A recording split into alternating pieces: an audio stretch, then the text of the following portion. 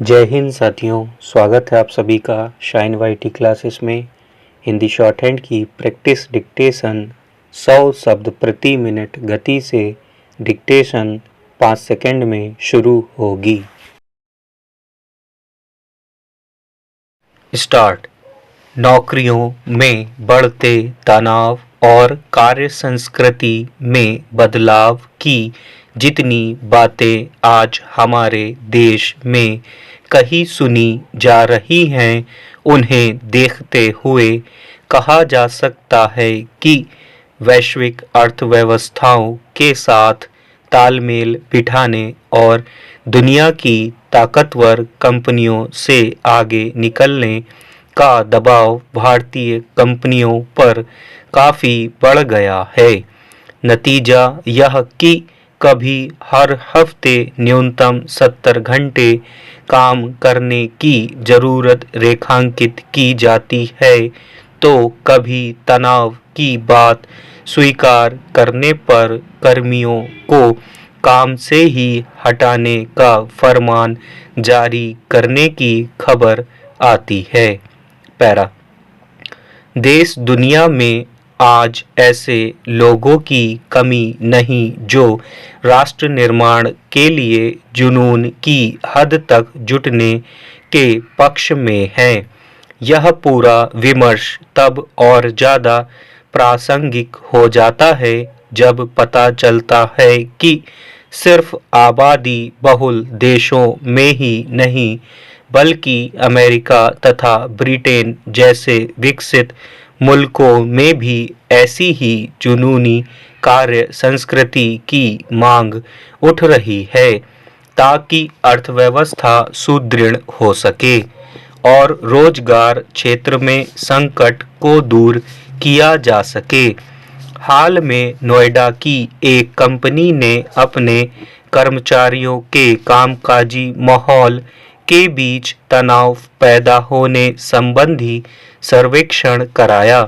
कई कर्मचारियों ने स्वीकार किया कि काम के दबाव के कारण वे तनाव में हैं या उनकी मानसिक स्थिति पर असर पड़ रहा है।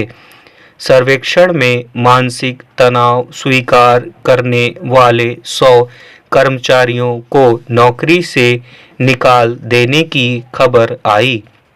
कंपनी के मानव संसाधन विभाग ने अपने कर्मचारियों को पत्र लिखा कि प्रतिक्रियाओं पर गंभीर विमर्श के बाद तनाव की बात कहने वाले कर्मियों को कंपनी से अलग करने का निर्णय किया गया है। उद्देश्य है कि कोई भी कर्मचारी काम के दौरान तनाव में नहीं रहे। हालांकि सोशल मीडिया पर इस फैसले की आलोचना के बाद कंपनी ने सफाई दी कि कर्मचारियों को नौकरी से हटाया नहीं गया, बल्कि सर्वेक्षण का उद्देश्य कार्यस्थल पर दबावों और तनाव से जुड़ी समस्याओं को उजागर करना था। साथ ही जिन कर्मचारियों ने तनाव की बात कही है, उन्हें यह कंपनी कुछ समय आराम करने के लिए अवकाश और अन्य सहूलियतें दे रही है, ताकि वे नई ऊर्जा के साथ काम में जुट सके। पैरा। यह संभव है कि कंपनी का सर्वेक्षण कर्मचारियों की प्रतिक्रिया और सोशल मीडिया पर उस कंपनी के प्रति उपजा आक्रोश एक सोची समझी प्रचार की रणनीति हो, मगर सच है कि भारतीय कंपनियों ने यह अवधारणा गहरे तक बैठी हुई है कि उनके देश की कार्य संस्कृति में मूलभूत बदलावों की जरूरत है, ताकि वैश्विक कंपनियों से मुकाबला किया जा सके। उनकी इस सोच के पीछे इस मानसिकता की अहम भूमिका है कि भारतीय कर्मचारी कम पेशेवर होते हैं। इस धारणा के मुताबिक वे आदतन आलसी होते हैं। देश के ज़्यादातर सरकारी कार्यालयों में ये दृश्य बेहद आम रहे हैं कि कर्मचारी या तो वक्त पर दफ्तर नहीं आते या फिर पूरे दिन अपनी कुर्सी से गायब रहते हैं। सरकारी दफ्तरों में तो कर्मचारियों को समय पर उपस्थित देखना असंभव सी बात मानी जाती है। यही वजह है कि अब ज़्यादातर सरकारी कार्यालयों और स्कूलों में उपस्थिति दर्ज करने की बायोमेट्रिक प्रणाली लगाई जा रही है। कामकाज के आकलन के लिए सालाना मूल्यांकन व्यवस्था को लागू किया जा रहा है। पैरा बड़ी निजी कंपनियों में इससे ज़्यादा सख्ती का माहौल है। कामकाज के वैश्विक मानकों को लागू करने वाली एक आईटी कंपनी के संस्थापक कह चुके हैं कि अगर भारत को आर्थिक महाशक्ति बनाना है तो युवाओं को हर हफ्ते 70 घंटे काम करना होगा। उनके इस कथन का समर्थन हुआ तो विरोध भी। सिर्फ पश्चिमी मुल्क ही नहीं बल्कि एशिया के ही कई ऐसे देशों की मिसाल दी जाती है कि किस प्रकार वहाँ की युवा आबादी ने ज़्यादा काम कर देश की आर्थिक प्रगति सुनिश्चित की है।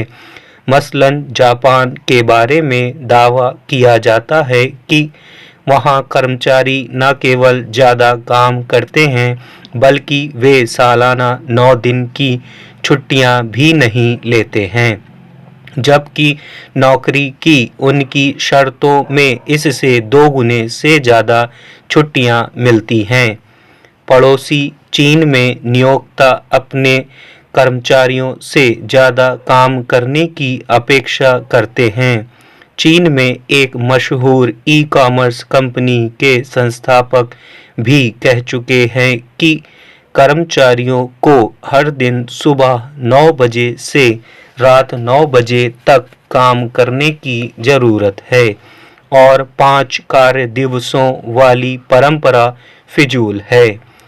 दूसरी ओर एक उदाहरण ऑस्ट्रेलिया का भी है, जहां दफ्तर से घर आने के बाद फ़ोन या ईमेल का जवाब देने की ज़रूरत राइट टू डिस्कनेक्ट के अधिकार के कारण महसूस नहीं की जाती। पैरा पश्चिमी देशों में कुछ अंतर और भी है, जैसे वहाँ किसी भी नौकरी या व्यवसाय के तहत काम के घंटों का समायोजन इस प्रकार किया जाता है जिससे कर्मचारी की निजी और सामाजिक जीवन शैली नकारात्मक रूप से प्रभावित नहीं हो।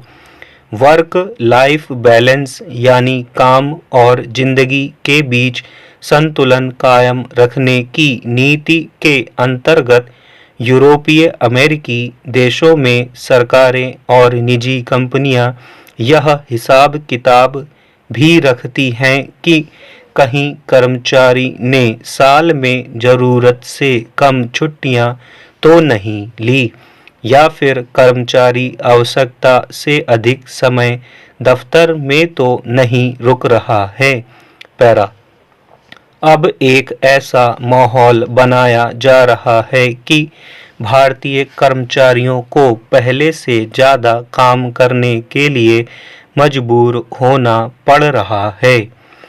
यह बात तथ्यात्मक रूप से सच है कि भारत में अब कर्मचारियों से पहले के मुकाबले ज़्यादा काम करने की अपेक्षा की जा रही है। एक आकलन के अनुसार 50 साल पहले भारतीयों को एक हफ्ते में औसतन 39 घंटे काम करना होता था, लेकिन अब वह औसत बढ़कर 45 घंटे हो चुका है। दिल्ली, मुंबई जैसे महानगरों में तो यह औसत 60 घंटे तक पहुंच चुका है, जबकि ब्रिटेन, अमेरिका आदि विकसित मुल्कों में कर्मचारियों के प्रति सप्ताह सिर्फ 34 घंटे काम करने की अपेक्षा की जाती है। अगर ऐसा सोचा जा रहा है कि बेइंतहा दबाव और तनाव पैदा करने से उत्पादकता में बढ़ोतरी संभव है, तो इस मसले पर किए गए शोध अध्ययनों पर गौर किया जाना चाहिए। करीब 20 साल पहले के एक शोध का नतीजा यह था कि अगर कर्मचारियों को नए-नए ईमेल भेजकर या फोन से आदेश देकर दबाव और तनाव में उलझाया ना जाए। स्टॉप।